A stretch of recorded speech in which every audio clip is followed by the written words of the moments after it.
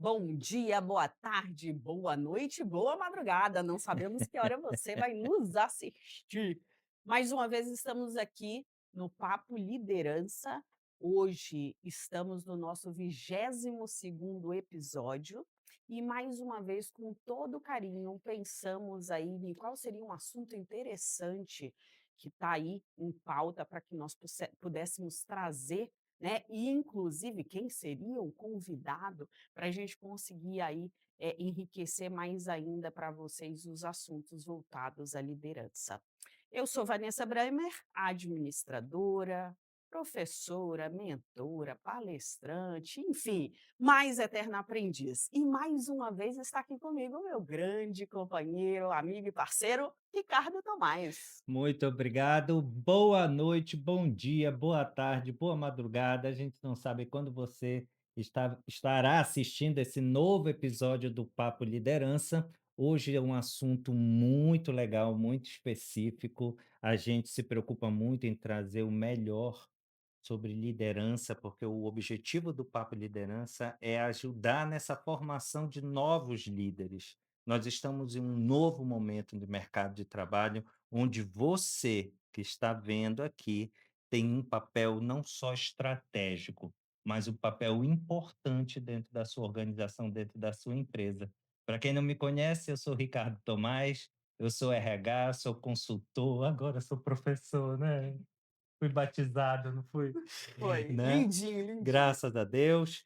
E a gente se uniu com esse objetivo e já vamos para 2 anos de Papo Quase 2 anos. Liderança. Mais 2 programas já vai ser o nosso aniversário de Vamos 2 anos vamos de fazer Papo Liderança. festa. Vamos fazer festa, né? Ter bolinho e tudo Vai ter mais. boninho e tudo mais, que nem a gente faz no O final do ano, né? isso É. daí, é.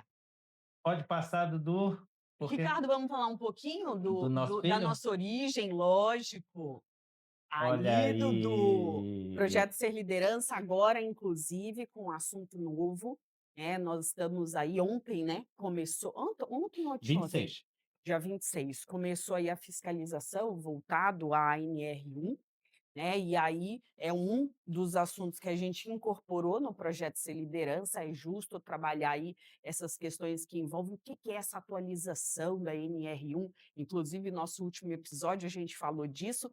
Fora este assunto, nós temos vários outros que aí, conforme a necessidade da sua empresa, a gente desenha o projeto Ser Liderança para que a gente possa atender, né, a necessidade e é lógico, sempre com aquele foco em desenvolver, fazer com que as pessoas tragam para a consciência aquilo que é necessário, entendendo que o líder é o grande maestro de um determinado processo, né? E aí esse determinado processo, para que ele possa realmente alcançar aí uma resolutividade, precisa que esse líder consiga conduzir as pessoas envolvidas, nesse processo com entendimento e em função desse resultado. exatamente. Entendendo que a tua organização, a tua empresa, ele é um sistema vivo, feito de pessoas. Então é isso que a gente entende que não é apenas a parte técnica da gestão, onde a gente vai trabalhar, óbvio, o básico, né? Porque nós, né, Vanessa, nós somos do menos é mais. Não existe um método super, não, é o que já está de teoria, o que já existe de prática. E é por isso que a gente traz não só o Ser Liderança. A Quali Gestão Consultoria, a Tomás Consultoria se uniram em 2 serviços. Na verdade, nós temos a Elo, que é o Programa de Excelência Operacional, onde através de diagnóstico, auditoria, também entra a parte da gestão da NR1, nós vamos trabalhar o que tem de melhor de cultura, de processos, de qualidade dentro da tua empresa. E já que nós estamos vivendo nesse momento onde a NR1 preconiza o desenvolvimento das lideranças, nós temos o Ser Liderança também, que é a nossa imersão de desenvolvimento de lideranças, que é um pontapé de um PDL, um pontapé de um programa de desenvolvimento de líderes. Como bem a Vanessa falou, são vários os assuntos, porque nós vamos personalizar para o perfil da tua empresa, o perfil das tuas lideranças, tá certo? só falar com a gente, não é isso? Isso aí, vamos para nossas redes E as nossas sociais. redes sociais do Aí é contigo, Ricardo. Quais ah, são as nossas redes tá sociais? aqui, nós temos o nosso TikTok, o Instagram do Papo Liderança e o canal oficial, que estão todos os programas, né, todos os episódios na íntegra lá no YouTube. Se você quer assistir o programa na íntegra, você vai no YouTube que estão lá. E nos 2 outros, né, no TikTok e no Instagram, a gente coloca os cortes, né, o que tem, assim, de mais relevante, assim, para chamar a tua atenção, para ir lá seguir a gente. Então, por favor, siga o Papo Liderança nas redes sociais. Nos curta, É. principalmente lá no Instagram e no TikTok. A gente tem vídeos que é aquele recadinho do coração para tocar as pessoas que você Aquele precisa. aquele recadinho do coração. É, se você quer falar algo para o seu chefe, seu líder, lá com É certeza bem você isso, vai encontrar, né, Ricardo, com aquela certeza, mensagenzinha com que certeza. tipo vai lá e compartilha, encaminha, né, para que essa pessoa ao escutar aí possa entender, ou possa refletir possibilidades de melhoria lá dentro da tua organização. É isso. É, né? Vamos começar então? Vamos para o nosso assunto. Olha, o Esse nosso assunto assunto hoje é tudo de bom. Falar de eu qualidade, tô vendo falar de teu olhinho gestão, brilhar, tô vendo teu olhinho brilhar. falar de qualidade de gestão é um negócio, assim, que eu sou extremamente apaixonada, entendo que é missão de vida, e aí a gente vai trazer isso como o DNA da liderança em saúde, por quê?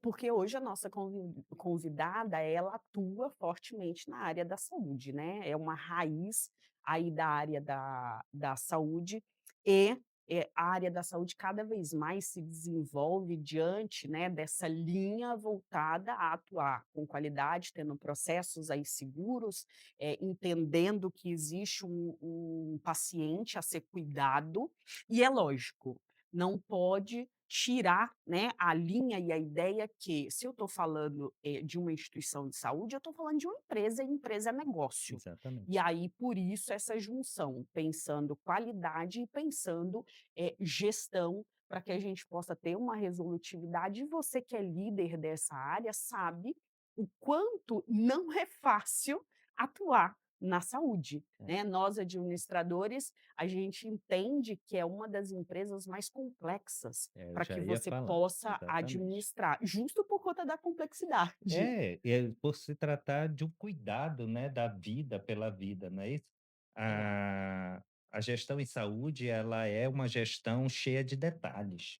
Então é por isso que a gente sempre vai, falar de gestão da saúde, falando de qualidade. é, Porque se você não tem realmente um sistema de qualidade bem implantado, né, Vanessa, com todos os processos, com todos os fluxos muito bem entendido, as nossas lideranças todas voltadas para isso, né, porque, existe que a gente vai falar hoje aqui no programa, dessa sensibilidade, da necessidade desse olhar dos profissionais da saúde junto à gestão e à liderança, né, porque não é só olhar para a técnica, também tem que olhar para a gestão, e isso a gente sim, não aprende na faculdade, né, a gente tem que verdade. aprender ou na vida ou buscar as especializações, é o famoso lifelong learning, E assim, estudar Ricardo, tudo.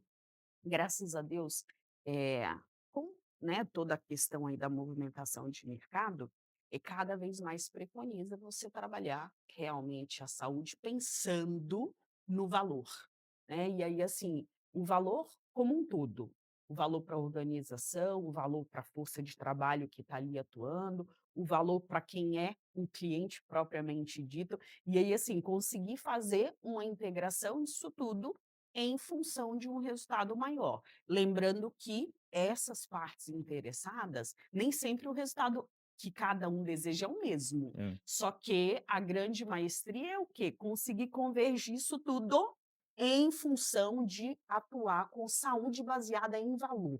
Hoje eu ouvi um podcast, nesses estudos aqui, e eu ouvi um médico falando, né, que ele é diretor de um hospital, e ele falando que o setor da saúde hoje, ele é um setor resiliente, e é por isso que ele está em grande expansão. E é o que a gente vê realmente, né. esse olhar da gestão dentro dessas organizações de saúde, não é verdade? Sim. Ricardo, tu sabe, né, eu trabalho aí, voltado à acreditação, Sim. que aí é uma linha, do sistema de gestão da qualidade, né, uma metodologia que preconiza isso, Ela é e minha também professora, tá, gente? é, e também atuo com a parte da ISO, né, e a ISO agora recentemente está lançando aí, já está começando a divulgar uma ISO específica só pra É, saúde. tô sabendo, Isso, a tô 71001. sabendo. E um. E aí, Qual é assim, o é número? foco 71001. E aí, 71. assim, o foco é exclusivo. A UNA lançou agora um manual, 2026, também, né, com esse mesmo foco. Mas aí o que que é a grande questão? É a instituição definir, né, uma metodologia e aí, assim, com base nessa metodologia, trabalhar o que seria um modelo de gestão realmente deixando claro o que que é o negócio, o que é o resultado que essa instituição deseja. Se a gente pega as metodologias, todas elas vão trabalhar uma linha de processo, Sim, né, tem requisitos, aí você vai ter que trabalhar aí uma adequação em cima disso. A ISO trabalha muito a questão voltada à satisfação do cliente, a ONA trabalha muito a de jornada jornada do do paciente paciente. voltada em qualidade e em segurança Uhum. do paciente. Só que, por exemplo, essa nova, a ISO 71001, ela trabalha essa satisfação mais Mais voltada à voltado. qualidade nos seus Ah, tá, processos, entendi. entendendo que o resultado maior é você conseguir fazer com que esse seu cliente, né, esse seu paciente, ele tenha realmente um desfecho aí, e que esse desfecho seja positivo, né, seja Sim, resolutivo. Então, assim, a grande questão aí, você que é líder, né, está na área da saúde, independe da metodologia. A grande questão é o quê? Você entender qual que é o modelo de gestão preconizado pela tua instituição e fazer com que os processos sejam desenhados em função disso. Porque aí nós estaremos agregando realmente valor à linha de cuidado, à saúde, né. E aí que é a grande questão, Ricardo, do papel do líder. O líder conseguir unir, né, essa linha voltada à qualidade, voltada a cliente, voltada a resultado, em função de manter uma sustentabilidade organizacional, de trabalhar com inovações, inclusive, a linha de atuação da nossa convidada é considerada uma inovação na área da saúde opa, pelo cuidado, né, diferenciado voltado à área da saúde. Então, muitas vezes as pessoas acham que falar de inovação na saúde é só falar de tecnologia, né, de IA, de robozinho lá que faz cirurgia, mas não. Inovação pode ser outras coisas, por exemplo, o pessoal que é de Queimado tem lá o negócio da pele do tem. peixe, isso é inovação, É, não é tecnologia. E entendi. aí, assim, o líder, ele precisa entender realmente o que que eu posso trazer e agregar, entendendo que isso vai agregar valor à saúde e não só à tecnologia. É legal, você falou aí o primeira coisa que você falou, eu acho que é o mais importante. É você que é da área da saúde, olhar o modelo de gestão, Isso aí, né. Eu acho que é o primeiro passo em entender o modelo de gestão que a própria organização, a própria empresa, ela realiza, na verdade, né. Entender a cultura que se faz dentro dessa empresa, dentro desse hospital, dentro dessa clínica, existe uma cultura.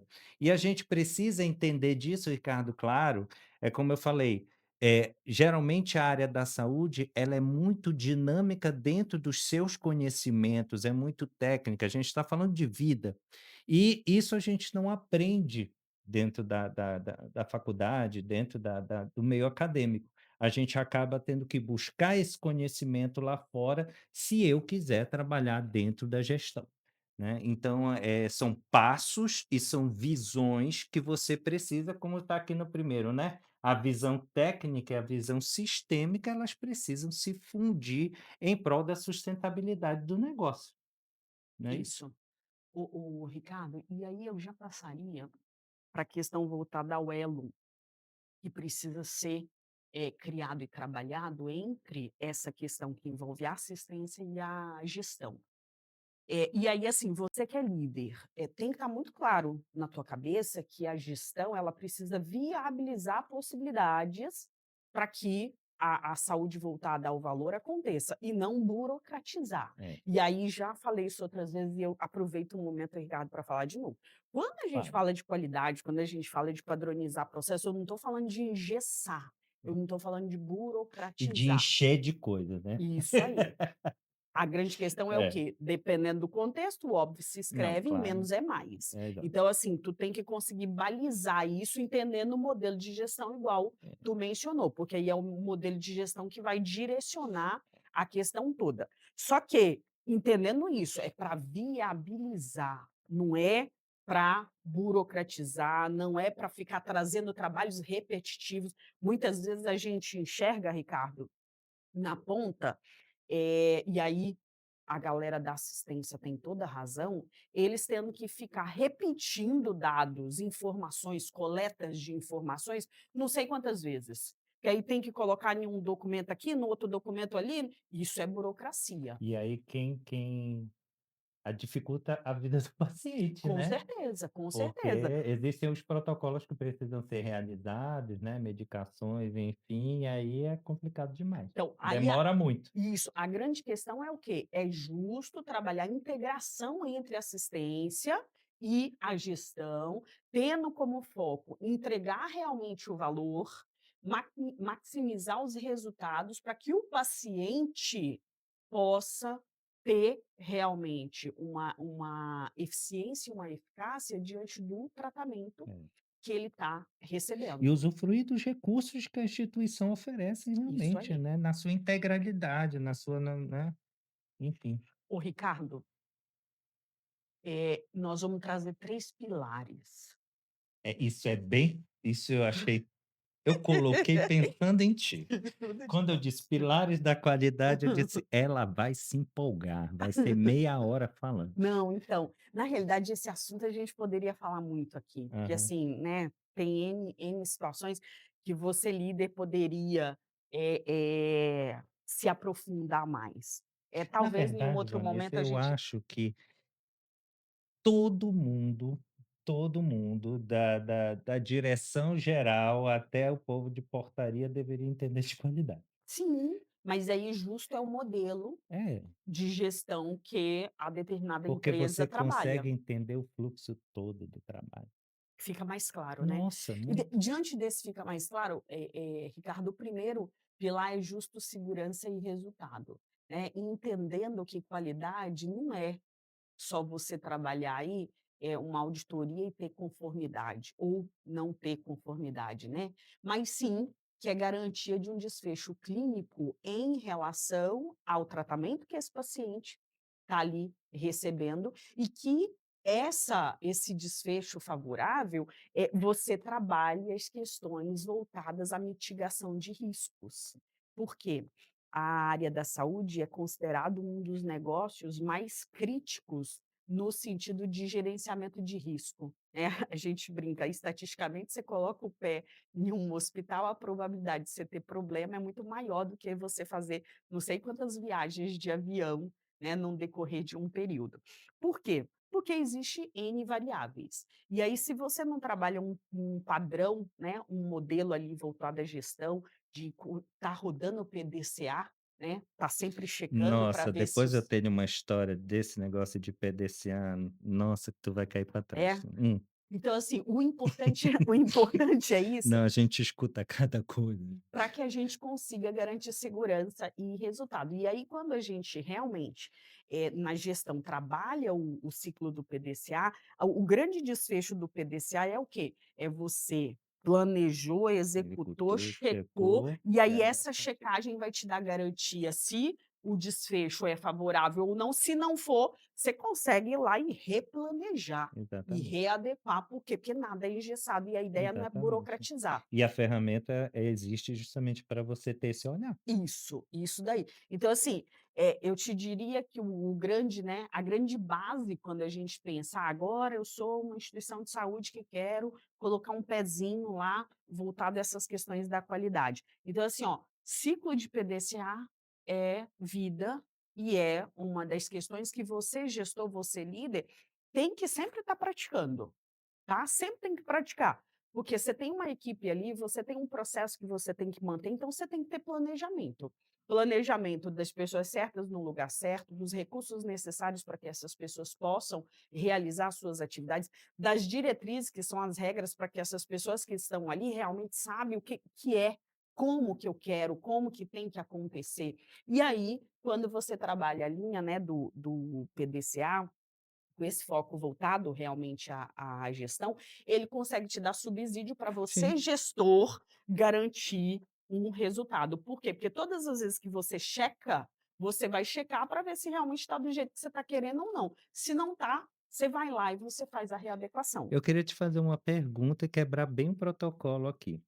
No Lá momento vem que ele. lá, surgiu, vou fazer, a Tá gente está bom, aqui no manda ver, bate-papo. manda ver. No momento da implantação de uma acreditação, entrando nessa ideia da qualidade do que é está em conformidade ou não em conformidade, os processos, então as lideranças ali elas estão muito voltadas a isso, porque elas querem acreditar. Só que como você falou, por exemplo, a ONU, ela tem a visão da jornada do paciente, então existe um final, um objetivo que essa jornada do paciente precisa ser a melhor possível. Você, no momento da implantação, como é esse processo de consciência dessas lideranças, que não é o foco somente o processo, mas nesse todo e no objetivo final? Eu gosto de trabalhar empoderamento, Ricardo. Em que sentido? Fazer com que as pessoas realmente entendam seu papel e responsabilidade. E a Perfeito, partir do momento que você conscientiza as pessoas, elas não vão fazer por acaso. entendi. Elas vão fazer realmente tendo um embasamento e entendimento que, se eu não fizer direito, isso vai ter um impacto lá na frente. E esse impacto pode ser um atendimento com meu pai ou com minha mãe. Show, Então, assim, muito é uma bom. questão Uma realmente de reflexão conscientiza maravilhosa. isso. E aí, assim, a gente sempre fala, Ricardo, que quando você está trabalhando uma implantação de qualquer sistema de gestão da qualidade, tá? Independente aí, Quimento, ONA, enfim, o que ISO, o for. que for. A grande questão é o quê? Mudança de cultura Per organizacional. per Então, precisa ir lá e apertar botãozinho e virar a chave para que as pessoas entendam. Não é fazer por fazer. Ah, eu tenho que fazer para ter o certificado. É fazer tendo o entendimento que eu preciso ter um desfecho positivo para aquele paciente. E aí eu preciso fazer uma entrega com qualidade. Eu preciso mitigar risco para ele, para mim, para as partes que estão ali, porque, né, é um cenário, que são várias pessoas. sim, Os profissionais que passam ali num paciente que está internado 2 dias, uma vez eu fiz um teste, é mais de 50 pessoas, dependendo de onde esse paciente ele está. Então, assim, é um movimento por isso que a gente fala da complexidade sim, na área da saúde. total. Então, assim, se as pessoas não tiverem a consciência, entendendo papel e responsabilidade, eles vão fazer de qualquer forma, e aí você não consegue trabalhar gestão, você não consegue trabalhar qualidade, você não consegue trabalhar segurança, né, que é justo, essa preocupação em entregar o melhor, Ricardo. Então, assim, com o que eu tenho, o Cortella já diria, né, com o que eu tenho, vamos sempre fazer o melhor, Melhor. para que a gente possa fazer a Ele melhor fala sempre entrega. isso, quando ele fala de Isso, liderança, né. isso. E que aí é que é a grande questão Então, da liderança. O nosso próximo pilar, cultura de Ricardo, é segurança. cultura de segurança. Vou deixar essa para você, Ricardo. Opa! Tu gosta aí, tá gostando da NR1? É verdade, é verdade. Olha só, essa cultura de segurança, ela é dentro da qualidade, ela é realmente importantíssima. Vamos fazer um corte e vamos passar para você. Tu não fica à vontade? Não fico. Tá, Vamos fazer um corte e tá vamos bom, passar para você. tá bom. É, vamos fazer um corte e vamos passar para você. Eu complemento. Tá, Vamos lá. tá. Então tá. Não, é porque daí eu ia já pegar aqui, que aí é agora que eu vou emendar para Não, fica à falar da linha vontade, da querida. Fabrícia. Fica à Tá, vontade, então tá querida. bom. Eita, fica à Então tá, vontade. Dudu, beleza, né? Não, ô Fabrício, antes a gente fazia essa desgrama ao vivo, então por isso que a gente vai no embalo. É. Dudu, A anota nós esse nós corte, acostu vinte e nós cinco. acostumamos, aí fica o pau. Vai, Beleza? Então tá, vai. espera aí. Ó, Ricardo, agora nós vamos falar do segundo pilar, Ah, cultura de segurança. cultura de segurança.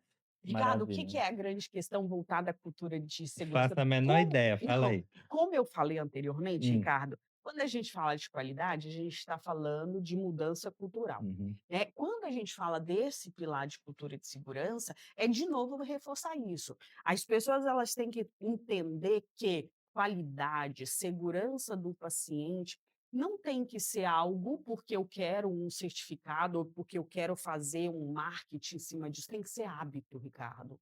E aí, enquanto organização, você líder, né, você tem que criar estratégias para fazer com que as pessoas, elas tenham prática de gestão que venham levar à cultura de segurança. certo. Então, por exemplo, você tinha comentado sobre uma implantação, né. Uma implantação, eu estou lá com o pessoal do SHL, que é da higiene. Uhum, Eu gosto de conversar com eles para ver se eles têm um entendimento, por que que eles colocam aquela plaquinha amarela quando eles estão limpando o piso. sim, Isso tem que ser hábito. Por quê? Porque aquilo vai fazer com que qualquer pessoa que esteja passando pelaquele perímetro tenha atenção, porque a plaquinha fala alerta, sim, né, risco de queda, queda. o trem lá está Aham, molhado, então se passar e escorregar, é. opa, isso E não pode ser colocado de qualquer jeito, não, né. isso aí, porque tem que ser visual. É, Isso são estratégias para que a gente possa fortalecer e realmente ter como prática de gestão a cultura de segurança. E aí, Ricardo, no decorrer, né, entendendo a implantação, tem que levar, o que seria as atividades de dia a dia das áreas, justo trazendo esse tipo de exemplo para que as pessoas possam entender que essas práticas não é por acaso, é aí que é a grande questão de empoderar, entendi. Ricardo. As pessoas têm que entender que elas estão fazendo ali aquilo ali tem um motivo, um resultado, não é por acaso. E aí, por fim, Ricardo, nos nossos pilares, nós temos aí a inovação no cuidado. E aí, a inovação no cuidado, de novo eu reforço, né, não é uma questão só que envolve tecnologia. Pois é, e é essa questão da inovação é delicado, né, porque não é qualquer coisa que se enquadra, e existe aí até um estudo né, científico para poder ter uma implantação dentro dessa inovação, né, acredito Isso. eu. Quando a gente fala na área da saúde, Ricardo, a ONA, ela coloca que inovação é algo que você vai estar trazendo para esse seu negócio, que pode ser um sucesso já em um outro ramo, mas que aqui na sua área ainda não está mexendo, né. Tem algumas linhas que trabalham inovação como aquilo que é do zero mesmo, o tal do Oceano Azul lá, né, Sim, daquele livro lá que é o Circo de Soleil. Até hoje ninguém nunca trouxe um modelo de negócio naquela linha.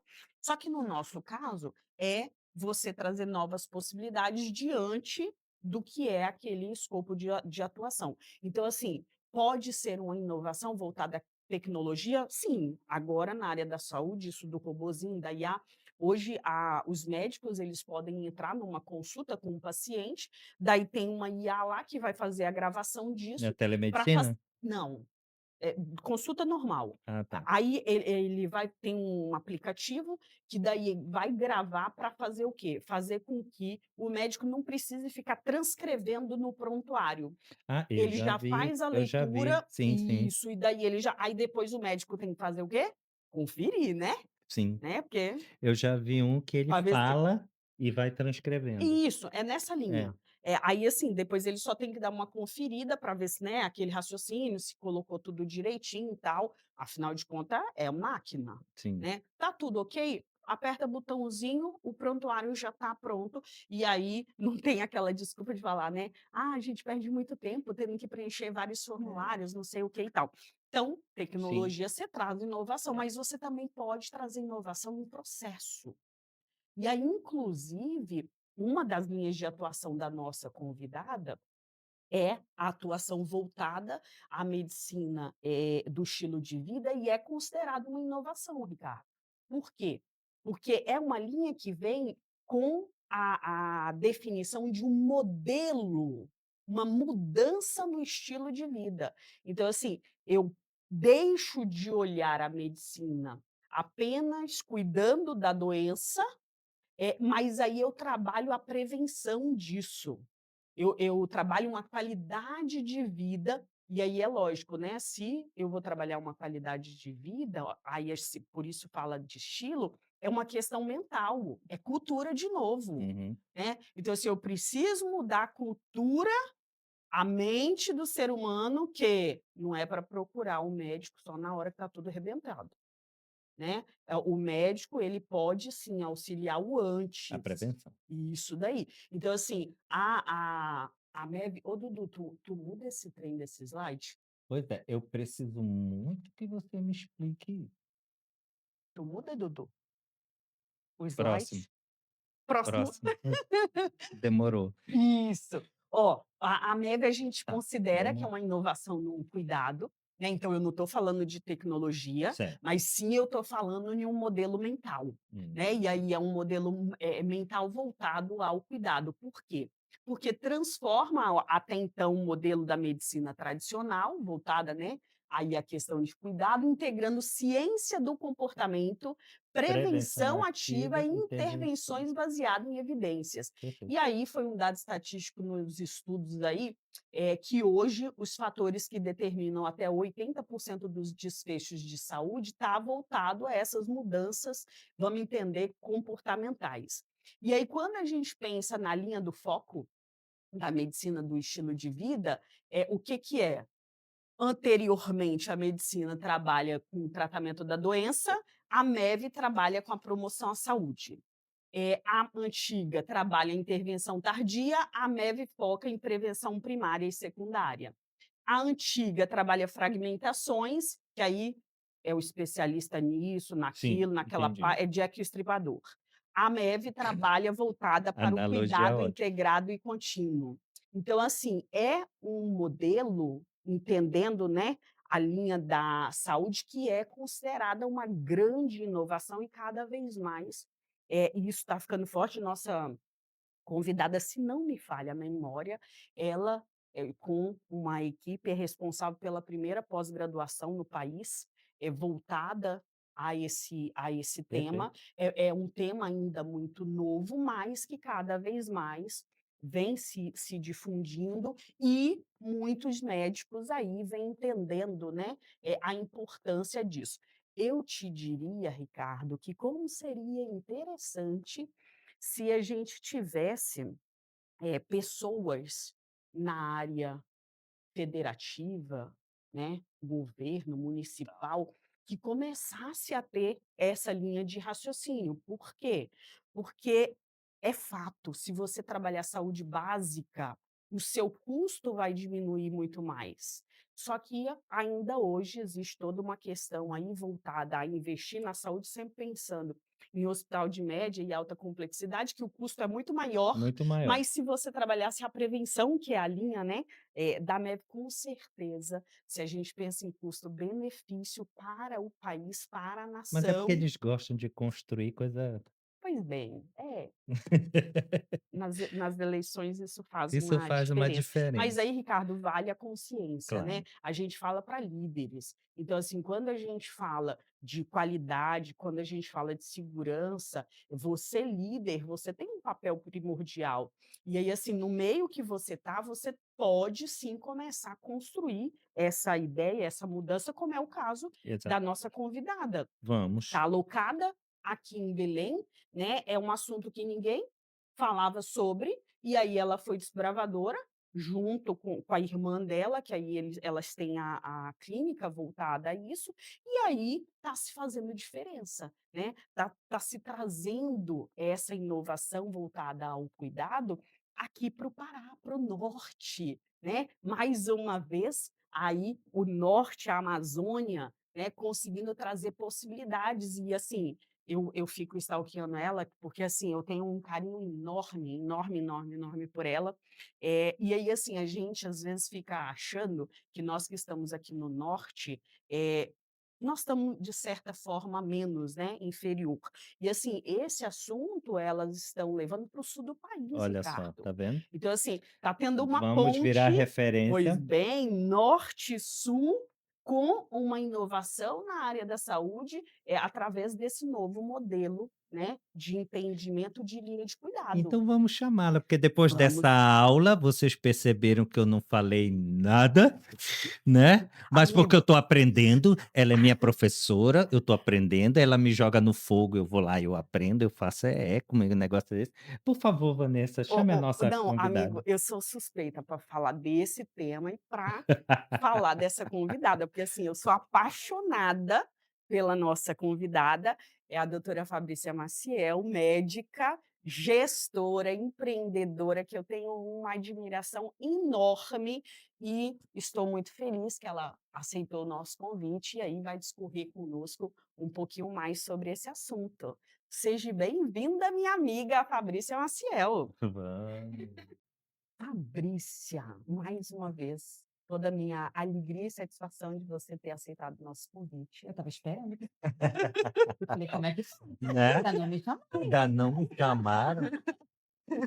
Mas, graças a Deus, Veio o momento certo. isso aí. Veio, veio, Chegou o tema, e o tema que verdade. eu tenho certeza que, tipo, tu leva ele para onde for, né, porque você tem todo um domínio em cima, tu é percussora nisso, aqui e, assim, não só aqui no Nordeste, no Norte, No se a Brasil. gente pensa no Brasil como um Sim. todo. Uhum. Só que, para quem não te conhece, Fabrícia, fala um pouquinho para o nosso público quem é a Fabrícia Maciel. Eu sou médica. Eu acho que a primeira coisa que eu pensava, eu sou uma pessoa criativa e uma pessoa muito curiosa. Então eu levei isso para medicina. Tenho 23 anos, de medicina, então eu fiz, gastro, fiz hepatologia, fiz endoscopia. Fiz um percurso ali dentro da medicina que me levou para uma frustração muito grande. Meus pacientes não mudavam. Né, então, isso fazia as orientações, fazia o que tinham me ensinado de técnica, os pacientes não mudavam. Aí foi quando eu encontrei a medicina do estilo de vida, né, então que traz essa inovação, que traz essa questão da ciência do comportamento, e depois eu ainda fiz um fellow em cuidado centrado na pessoa, que me trouxe muito mais essa questão de como individualizar esse cuidado. E caí, assim, muito profundamente no estudo sobre equidade, sobre diversidade, sobre medicina em populações vulneráveis. Então eu tenho um trabalho grande no Colégio Brasileiro de Medicina e Estilo de Vida. Hoje eu sou vice-presidente do Colégio Brasileiro de Medicina e Estilo de Vida Tá vendo como que ela é poderosa? Nossa, que Tô legal. falando, e presi Como que a gente do não norte falou ela para o antes? mundo, do norte para o mundo. e presidente da Comissão de Equidade. Então, essa questão de levar a medicina do estilo de vida para todas as pessoas, porque para muita gente você tem a noção de que é uma medicina elitista, né? Então, porque os programas foram criados, os negócios foram criados em cima da questão privada. A medicina do estilo de vida ainda não é uma especialidade médica no Brasil, a gente faz prova fora, nos Estados Unidos, hoje já tem prova no CBMED, mas é a mesma prova para o mundo inteiro, só é traduzida. Então acaba que a nossa certificação é uma certificação internacional, cara, bem cara ainda, que a gente está trabalhando muito dentro do colégio para que isso seja muito mais barata e a gente E possa consiga chegar, né? chegar às outras Entendi. pessoas. Então a gente tem uma eu tenho uma história para multiplicar isso também, né, então eu fui a primeira turma da pós-graduação do Einstein, eu sou professora do Einstein de Medicina do Estilo de Vida, então a gente tem esse trabalho todo para divulgação, não só para médico, mas para todos os profissionais de saúde. Eu acho que isso é muito importante. E tenho a minha questão da gestão, então eu trouxe a gestão para dentro do consultório, porque o médico da medicina do estilo de vida, ele é um gestor de saúde. Ele orquestra, né, então às vezes eu tenho meu paciente, ele tem, sei lá, 5, 6 especialistas, 7 especialistas, e eu vou orquestrar isso. E trouxe a medicina do estilo de vida também para gastroenterologia, para hepatologia. Então ela é flexível nesse momento. Então a gente promove saúde. Eu acho que essa é a grande inovação. A gente não vai só pensar em diagnosticar a doença e tratar a doença. A gente também faz isso. A gente trata doenças crônicas, né? Para isso que a MEV tem mais efeito. Doenças crônicas não transmissíveis, obesidade, hipertensão, a saúde mental, né? Vocês estavam falando sobre a NR1, que a medicina do estilo de vida corporativo é uma solução gigante para isso. Vai trabalhar na origem, né. Exatamente, trabalhar com as pessoas, porque, assim, dentro da medicina do estilo de vida, tem a questão do autocuidado. Sim, Então, assim, e o profissional de saúde, ele precisa se cuidar, ele precisa estar bem para poder trabalhar. Então, quando a gente fala do erro, né, então, pessoas que não estão saudáveis, o pré-burnout, o burnout, sim. erram mais, né, então isso é muito importante. A falta de presença dentro das instituições também é muito importante, né, então as pessoas estão desconectadas, erram mais. Estão desconectadas, às vezes violam os processos, então é uma solução para a gente implantar em vários contextos, né. Numa única fala, eu já tô com um monte de pergunta que já quebrou todo o roteiro, Eu avisei ela. entendeu. Não, mas eu vou seguir. Não, eu vou seguir. Eu Eu vou seguir, porque o gancho dessa da tua fala é justamente a próxima pergunta para a gente explicar um pouquinho mais, já que você está falando sobre o cerne, né, da medicina do estilo de vida. Temos a visão médica, né, que vai trabalhar o cuidado do paciente. E eu tenho a gestão, que vai trabalhar a sustentabilidade do negócio. Agora você, como é que você faz essa ligação entre a tua sensibilidade como médica e a tomada de decisão? Aí, onde é que entra a medicina do estilo de vida? Eu acho Que que eu já fiquei curioso. eu acho que a gente tem que entender que não existe sustentabilidade, que sustentabilidade financeira e econômica e tudo tem a ver com cuidado. Então o coletivo e o individual, eles precisam andar juntos. Eu preciso de dados. Preciso para tomada de decisão e de gestão, preciso de dados, eu É, preciso olhar esses dados, entender o que realmente qual é a melhor saída. Aí eu penso com clareza, né, com a questão ética, e aí a gente vem para os princípios mesmo da a medicina do estilo de vida traz muito isso para gente. A gente precisa de presença e é uma medicina baseada em evidência. Então eu vou pegar a melhor evidência e vou individualizar a melhor tá, evidência para aquela pessoa. Quando eu falo do entendi, coletivo, eu vou estudar aquele coletivo. Eu vou entender o que realmente aquele coletivo precisa para eu poder fazer uma intervenção, como programas entendi. coletivos, oficinas, o que for. E quando eu for falar com os colaboradores, preciso entender qual é o problema desse colaborador. É saúde mental? É obesidade? Como é que eu vou? O meu colaborador, ele não se mexe, não se movimenta dentro dessa empresa? Ou ele está realmente com a saúde mental? Qual é a cultura dessa empresa que adoece? Então, trabalhar a medicina do estilo de vida dentro dessas instituições eu preciso cuidar dos outros sem adoecer os meus profissionais de saúde, Gente, é muito inovador, né? né, então isso é muito porque eu vou cuidar de mim, eu vou mandar o que eu aprendo como letramento em saúde, educação em saúde, dentro da medicina do estilo de vida, dentro de um contexto, dentro de uma instituição, eu vou levar para minha casa, e eu vou mudar a vida das pessoas que moram comigo. Então, assim, é apaixonante e dá muito certo. Na formação é interligado essa questão da gestão dentro desse olhar? Como é Dentro essa da MEV. é, Não, a MEV ela pode ter vários contextos de que a gente pode utilizar. A gente tem um contexto que é plenamente assistencial, só que quando a gente é assistencial, a gente é um gestor de cuidado, tá, que é isso que a gente não é um prescritor de remédio, que se compra na farmácia só. entendi. Então, eu vou ajudar esse paciente a mudar a maneira como ele vive. É uma questão de comportamento. Então eu digo que a medicina do estilo de vida, a maneira mais fácil é dizer ajudar o paciente a viver melhor e fazer melhores escolhas, para promover saúde. Então, quando eu jogo isso para um ambiente institucional, eu vou fazer com que aquelas pessoas façam as melhores escolhas. E aí, quem dorme melhor, rende melhor, quem se alimenta melhor, né? Exato. Então, assim, se eu tenho saúde, eu tenho um colaborador mais saudável para trabalhar e eu tenho menos erro também na ponta. Então, é uma questão de investimento realmente nessa massa que está ali trabalhando. A instituição precisa de pessoas saudáveis. E aí, quando é muito dicotômico você falar sobre no meio da saúde, você trata de saúde, está todo mundo doente. E tem a questão dessa sobrecarga, dessa romantização que a gente precisa realmente trabalhar até a exaustão. É totalmente anti-MEV. Então a MEV traz isso, eu preciso de limite, preciso saber até onde eu vou, eu preciso ter uma vida saudável para poder conseguir trabalhar bem e principalmente, como é que eu vou pensar na cura do outro se eu estou doente? Ou se eu estou num processo todo dia me adoecendo aos poucos, né, não faz sentido. Sim. Eu tenho mais uma pergunta antes de passar para a Vanessa, tá. Ele tá E empolgado eu estou agora. empolgadíssimo com isso que eu amei. É possível enquadrar a MEB, né, a medicina de estilo de vida, na medicina do trabalho? Claro, a gente tem estou escrevendo um capítulo de livro exatamente sobre isso, vai sair um livro sobre medicina do estilo de vida e NR1 também esse ano. A gente tem que entender qual é a medicina do estilo de vida, é uma mudança de comportamento, pode ser uma mudança individual ou coletiva. Favorecer ambientes saudáveis. Eu posso colocá-lo em qualquer contexto. Perfeito.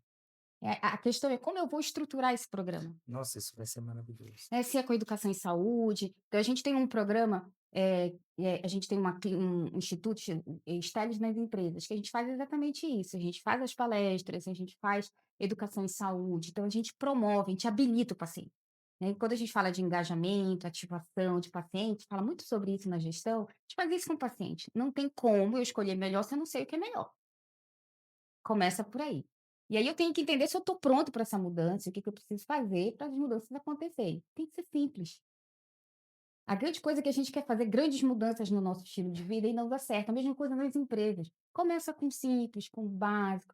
Faz primeiro um ciclo, depois faz outro ciclo, ajusta uma coisa pequena aqui e vai ajustando, né. As Então assim pessoas querem adquirir métodos absurdos que exatamente, vão complexos. não, não tem, é o básico, é o que já A pessoa tem. nem se movimenta, aí: "Ai, quer correr uma maratona?". Não, vai pelo menos andar É, 3.000 passos, 5.000 passos, né, vai subir as escadas, e depois que você é minimamente ativo, você vai pensando em exercícios estruturados. Então, assim, essa maneira de fazer que é diferente.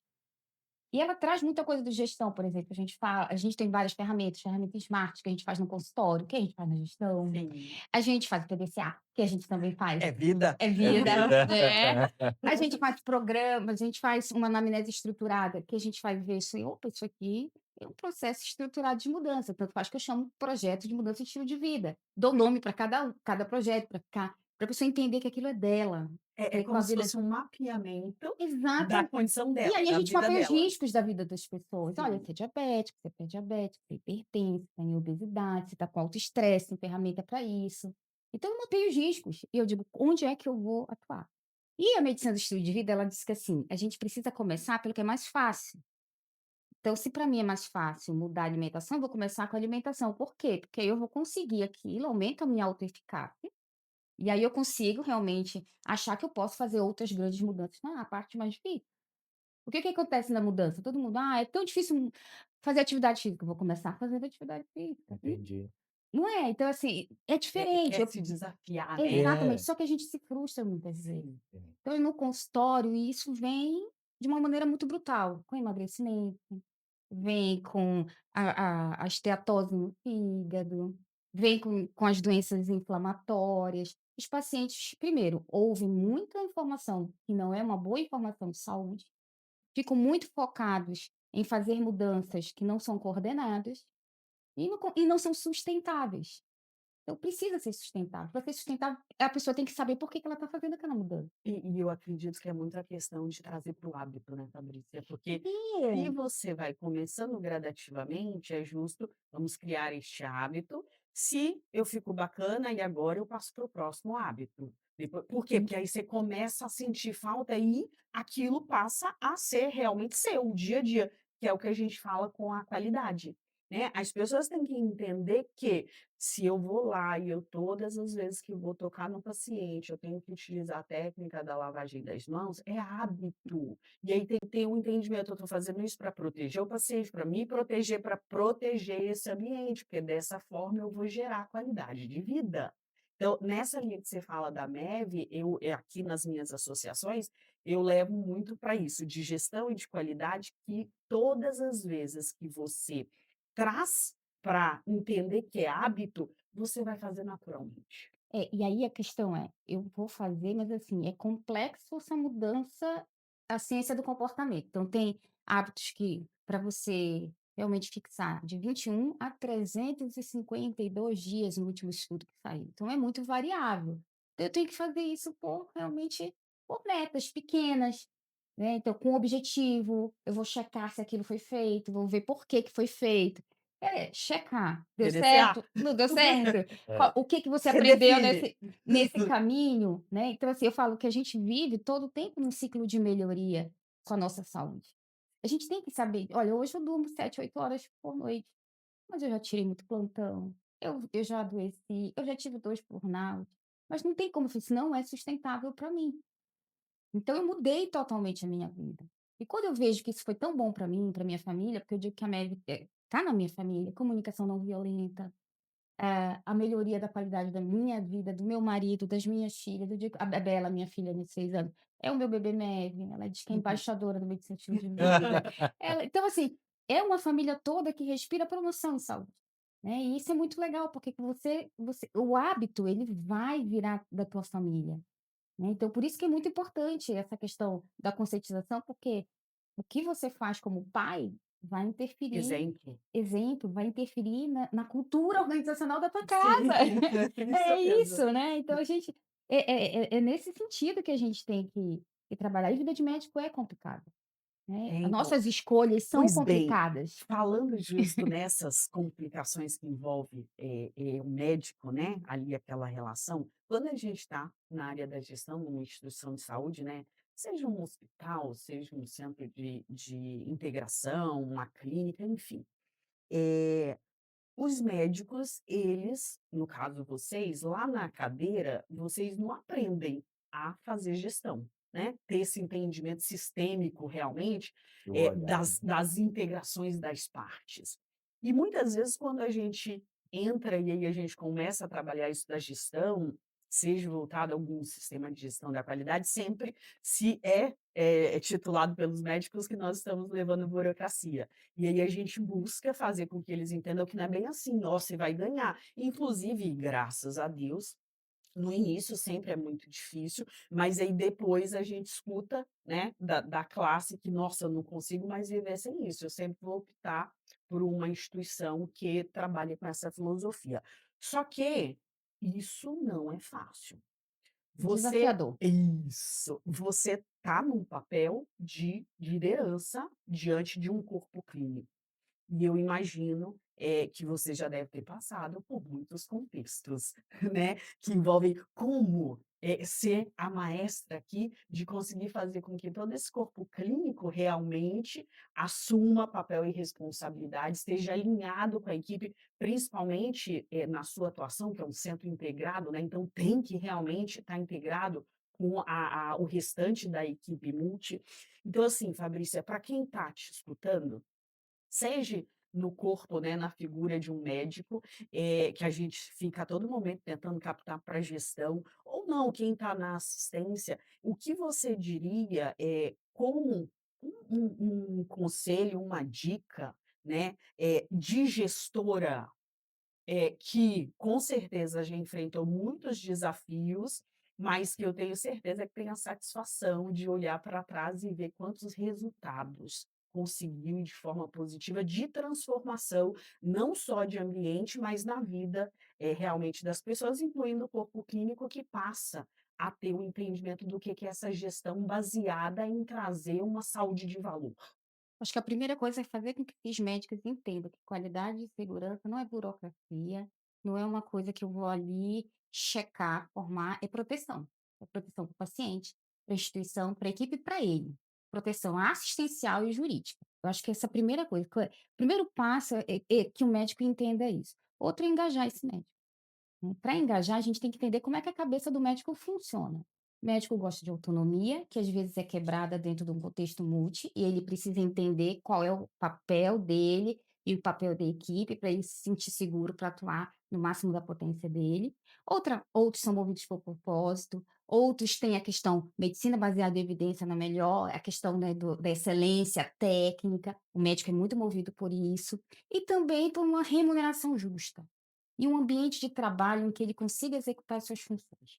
Se a gente consegue um ambiente desse, a gente consegue fazer com que esse médico entenda que aquele processo vai fazer ele ficar mais seguro, que vai ter melhores desfechos. Então, ele precisa olhar para isso e a gente precisa mostrar os dados para ele. A gente tem que sentar, e é assim que eu faço, e vejo qual é o perfil de cada médico.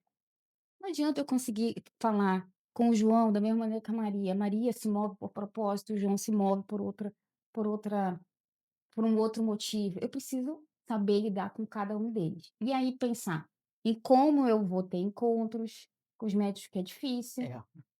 É online, é à noite, é de manhã às 7 horas, é Uhum. com vídeo curto, são com os rounds clínicos do qual eles participam, então tem que ter inovação e criatividade dentro dos contextos para poder incluir. E o médico precisa estar incluído dentro dos processos. Qual é o grande problema?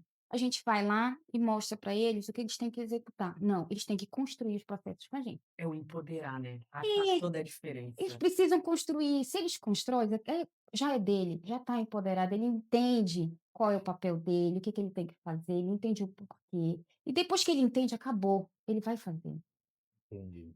sabe? Eu vou puxar um gancho para continuar essa mesma linha de pensamento, só que um pouquinho a mais. Eu tenho um corpo clínico muito diverso, eu tenho uma Uhum. equipe multi, e você, enquanto gestora, dentro também de tudo que preconiza a MEB, como é que eu faço para promover a segurança psicológica? Bom, aí a gente vai para um contexto que é muito macro. A primeira coisa é a alta liderança comprar essa questão de que a gente precisa de uma cultura organizacional segura, que eu preciso de uma escuta ativa, eu preciso pensar em líderes presentes e líderes coerentes, né, do que eu faço com o meu discurso. Acho que a primeira coisa é essa inspiração. E ter um ambiente em que realmente eu consiga ter uma escuta ativa aberta.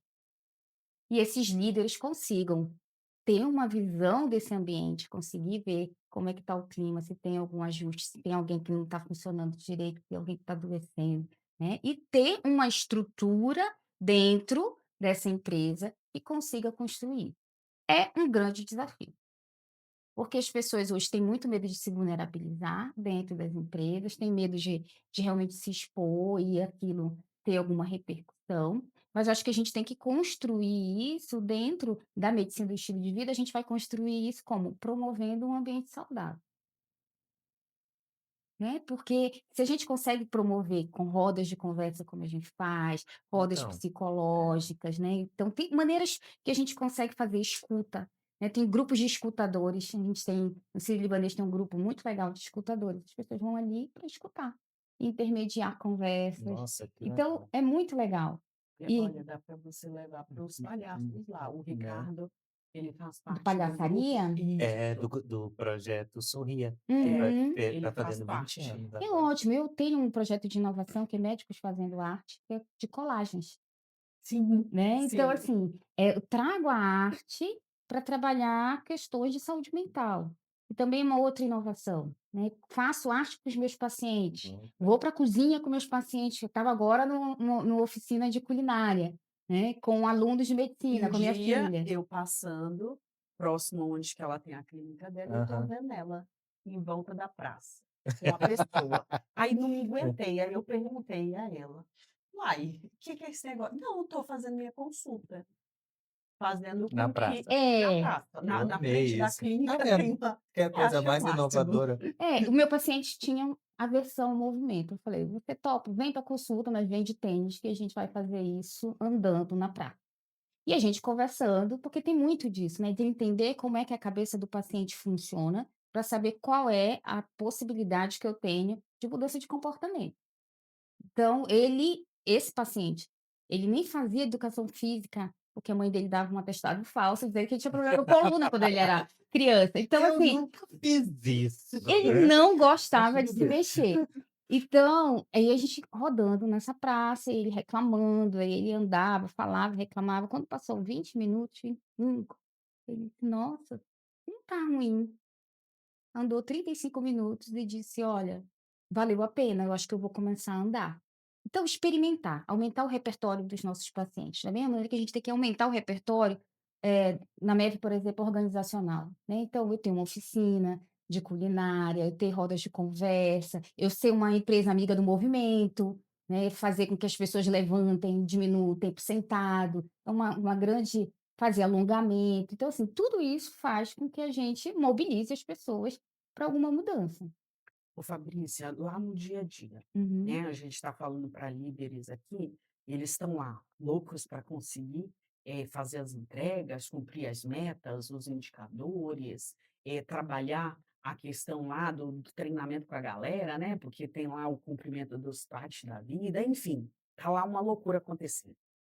Mas, precisa existir uma percepção que: "Espera aí, vamos olhar esse cenário para a gente ver se realmente essas pessoas estão entendendo, estão entregando um resultado e que eu esteja com um clima organizacional favorável", né. E eu, Vanessa, acredito que o líder não precisa ficar esperando a empresa descer com alguma coisa. Eu acho que você, líder, precisa ter essa consciência e observar as pessoas ali, né, que está sob a tua responsabilidade. Diante, do que é, né, esse modelo do MEV, eh, o que você diria para esse líder que ele vê ainda mais, né, essa questão da NR1 que está muito assim, Exatamente. que ele possa começar com pílulazinhas, com sementinhas ali na própria equipe, e que isso talvez possa depois repercutir para outras áreas, porque a gente sabe que na nossa área da saúde é um negócio louco, né, é complicado, mas os líderes podem sim fazer a diferença. Então assim, o que os nossos líderes pode ter, como ponto inicial: "Espera aí, vou refletir aqui em cima do que a doutora Fabrícia falou, por quê? Porque isso é um negócio que dá para eu fazer, então eu posso começar por aqui, por aqui". Então assim, o que você diria para eles para começar dentro da sua própria gestão, sem esperar a empresa, começar a trabalhar essa mudança de estilo de vida. Eu acho que a primeira coisa é a gente ter uma curiosidade genuína das pessoas que estão perto da gente. Acho que a MEF trabalha muito essa questão da presença, né, eu tenho que ter um olhar atento às pessoas que estão comigo e ter uma percepção. Ouvir primeiro o colaborador, a primeira coisa, tem que ouvir. Eu não posso chegar com uma proposta pronta, porque eu já fiz isso, cheguei com uma proposta pronta, cheguei lá, não é aquilo que os colaboradores queriam, né, então, você tem que sentar, ouvir e entender o que que eles precisam. Eles precisam de uma pausa, eles precisam de um alongamento no final do dia, eles precisam ser ouvidos no final do dia, eles precisam do aprimoramento de um feedback para poder se engajar melhor. Então acho que a primeira coisa é sentar e fazer round de escuta. A partir daí, estruturar algo simples e que possa ser repetido. Então, pausas, alongamentos, ah, eh, alguma coisa motivacional, às vezes até uma gincana de mudança de estilo de vida, de peso, rodas de conversa com psicólogo, se a saúde mental for realmente alguma questão, mas precisa sentar e ouvir as pessoas, ouvir o teu colaborador. É olho no olho e entender que É. somos pessoas cuidando de E para pessoas. isso precisa de uma boa intenção e curiosidade genuína.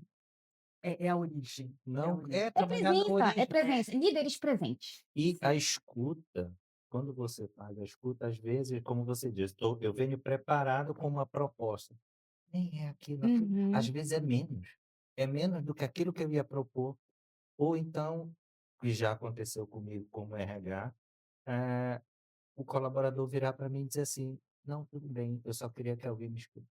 uhum. Às vezes o copo tá cheio, eu digo. É, o copo O tá copo cheio. tá cheio, então assim, a gente tem que só deixar a coisa fluir, para tentar reconstruir alguma outra coisa. Porque às vezes a gente vem com tanta informação, vem com tanta coisa, a pessoa só quer ser ouvida. E assim, entender que a gente escolhe coisas que nos adoecem. Sim, E às vezes a gente não pode escolher alguns ambientes, tem pessoas que não conseguem daquele momento sair de um ambiente que não é bom, isso tanto familiar quanto Sim, sim. profissional, e que a gente precisa dar condições mínimas para as pessoas desenvolverem resiliência, desenvolverem um bem-estar mínimo para trabalhar, para se desenvolverem. Então é tratar, olhar de uma maneira muito humana. É o coletivo com o individual, fazer a melhor escolha, mas sempre pensando no que é humano. Eu sempre falo na medicina como um estado da arte do amor, né, porque é isso, né, você se propor a curar outra pessoa, facilitar esse caminho.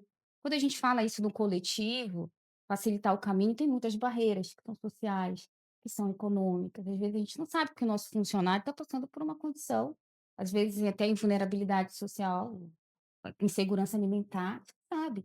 Por quê? Porque a gente não pergunta. exato. Eu E às eu vezes a gente acha que não tem tempo para ouvir. não, eu lembrei aqui agora de uma linha Tem Eu tudo a ver com regeneração, né, o que a sim, gente estava não, falando, né. assim, é justo o que eu ia comentar, que eu lembro da questão voltada à espiritualidade, né, e a gente, trabalha, muito essa questão, para cuidar do outro eu não posso estar doente. Então, assim, não é egoísmo você olhar para si. Então, você tem que olhar para si, você tem que se perceber para que você realmente esteja forte, entende? E aí sim você vai conseguir servir, né? Na questão voltada à medicina, você vai conseguir cuidar. Mas aí, primeiro, você realmente tem que olhar para si e entender, né? Que universo é esse? Afinal de contas, cada ser humano é um. Né, então assim, realmente eu preciso enxergar, e aí a gente fala muito da origem, né, É, da essência, a neve se a a minha gente cabeça pega tá assim, ó. é muito essa linha da É. essência. Não, eu sei, o nosso tempo infelizmente já está Vamos bem precisar de outro vamos Outro programa, precisar de outro. programa, outro eu programa, acho. outro Mas eu tenho programa. uma última pergunta, que na verdade são 2 para a gente finalizar aqui, Fabrícia. A primeira seria o seguinte: na tua visão, a neve, como é que ela está sendo aceita no meio, na medicina hoje? E eu também, logo em seguida, queria que você deixasse uma mensagem, para essas lideranças, principalmente na área da saúde, né. O que que você acha que realmente essas lideranças precisam de consciência? Eu acho que a medicina do estilo de vida fora, ela está muito mais estabelecida. Acho que no Brasil a gente vem nesse processo de conscientização. Ano passado nós tivemos no Conselho Federal de Medicina apresentando o trabalho. É uma medicina focada em evidência, baseada em evidência e na mudança de comportamento, mas existe, muita confusão com o termo medicina do estilo de vida. Então, aqui no Pará, nós só temos 4 médicos certificados, eu, Camila, Ediene e Amanda, que é oncologista. Então, no Brasil, hoje, nós já temos 400, médicos certificados. Então, assim, a gente precisa entender que ainda estamos nesse processo de multiplicação. A aceitação pelo CFM foi muito boa, a gente vem conversando com as especialidades médicas, é uma medicina forte, Hum, só que a gente tem que multiplicar. E multiplicar no SUS. Então, estamos com ambulatório, tem um ambulatório do Cesupa de Medicina e Estilo de Vida, tem um ambulatório na USP, tem um ambulatório na Unifesp, estamos nesse processo para conduzir os dados, para poder levar para o CFM, para a MB, e a gente, em algum momento, virar especialidade médica. legal. Agora, para eu pensar como líder, primeira coisa, tem que cuidar de si, né, autocuidado, a gente Perfeito. precisa, realmente investir na nossa carreira, mas também investir no nosso conhecimento humano. Tem um dos pilares da medicina do estilo de vida é conectividade comigo, com os outros, com as outras pessoas, com a natureza, com os animais e com a espiritualidade. Então, tudo é muito interconectado. E a gente tem que pensar que a gente tem limites, limites que são humanos, e que a gente tem que levar isso para todos os lugares. Eu acho que a mudança vamos parar de pensar só em doença. Vamos pensar também em promover saúde, e a gente tem que integrar tudo isso, né, o que é individual, o que é coletivo, pensar de uma maneira, eh, muito, muito mais profunda sobre acesso à medicina de qualidade, à saúde de qualidade, de uma maneira mais equitativa. Eu acho que a gente precisa pensar dentro desse contexto, não basta eu só falar para uma população, eu tenho que falar para todas as pessoas com linguagens diferentes. Eu acho que essa é a beleza da medicina de estilo de vida, porque ela também é uma ferramenta de justiça social. Então eu acho que a gente precisa, estudar sobre isso e como implantar em todos os lugares, porque é muito flexível.